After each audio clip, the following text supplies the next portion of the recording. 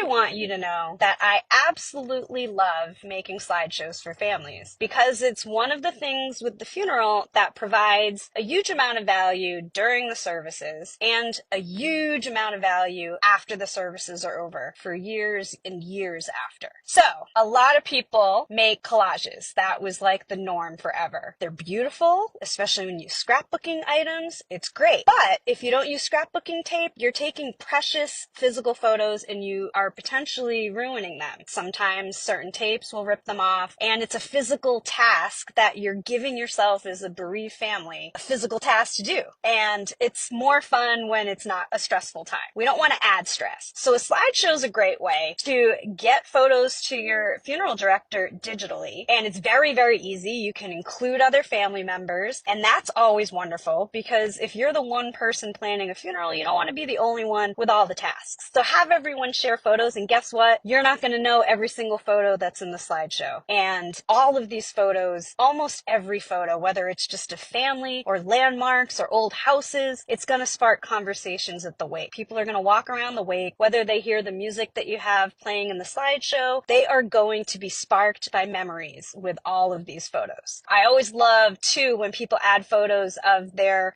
like heirlooms, you know, that like weird cracked vase that she always had on her coffee table and it just became a thing. You know, add anything that is part of this person's life. Slideshows do not mean every single photo has to have the deceased in it. It's about everything that made the person that died who they were. You're the puzzle. So send all the pieces. The benefit in the long term is kind of threefold. Families are kind of in this fog, and it's the fog of the person dying, the fog in the weight of planning the funeral, and then going through the funeral, even though there's intimate times, there's moments, just like a wedding, a lot of it kind of doesn't stick in your memory, or it's a blur. You hear lots of stories, you wish you could remember them, and you can't. The slideshow provides something that will kind of touch you back to that place after the funeral is over. So in private moments when you want to process it, kind of point to my heart, I think I've said in some other short videos, is with my children. My children were very young when they lost their great-grandparents, and they had relationships with them when they were very, very young. Because we watch the slideshows every now and then, especially on anniversaries of their death, they remember things. We add short videos to the slideshows, which is gorgeous.